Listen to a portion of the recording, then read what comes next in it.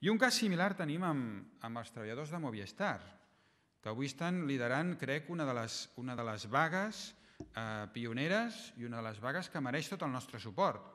No per la taula reivindicativa, que no deixa de ser la mateixa taula reivindicativa que la històrica vaga de la canadenca. Estan lluitant per les 8 hores, per les 40 hores setmanals. Fixeu-vos com hem caigut de baix.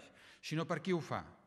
Protagonitzen aquesta lluita treballadors obligats a ser autònoms, moltes vegades obligats a ser autònoms de forma fraudulenta, amb cotitzacions de 4 hores diàries quan en realitat n'estan treballant 10 i 12, i que això s'ha de denunciar.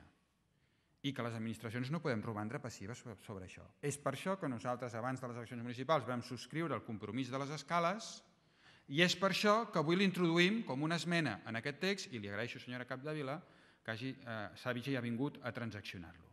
I és per això que la nostra esmena, que voldria destacar més que introduïm en aquest text, doncs dona un mandat clar al govern perquè no contracti aquelles empreses que no respectin aquests mínims lluitats amb la històrica vaga de la canadenca, repeteixo, com són les 40 hores, com són els 2 dies de descans i com és una remuneració digna i com és el principi d'igual treball, igual salari.